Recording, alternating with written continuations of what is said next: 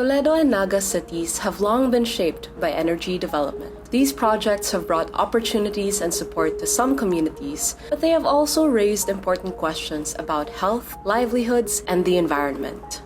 Kaniadto ang Naga, kanang nahimo na siyang dakong lungsod sa probinsya sa Cebu, gumikan sa pagpanguma o pagpanagat. Ang nagsunod kaninang pagtukod og power plant panahon sa 1968-69. Sa wala pa kayo mudagan ang planta, dili pa kayo makabot sa diri sa mua ang mga aso o mga abog. Sa diyang naghana kay ang planta ni abot, nakasinati na may og mga abog asungsod sa mong panimalay, hantod nga nagkasakit-sakit mi. Although nakahatag na sila og financial nga kanang stability sa mga trabahante nila, pero dako pud sila nahatag nga kadaot sa panglawas sa katawhan, especially na sa mga pobre. Ang among mga kuha sa una, kay sa 2001 man ko nagpuyo diha, nya doon ako'y tulo ka buo pukutan, panagatan, daghan kay kuha. Karon nagkadugay.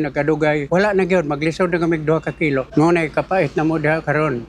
In terms of experience, nakuha nila nga epekto ngadto sa ilang panglawas, nadlaw-adlaw nila nga panginabuhi, ug impact sa ilang mga livelihood, sila mismo maka-narrate ni ana. Nga dili na nimo makita sa papel o dili na nimo makita sa asa-asa nga libro. O dili sa ilang true to life nga experience sa inadlaw-adlaw nga pagpakabuhi. Which usually mao na siya ang makalimtan.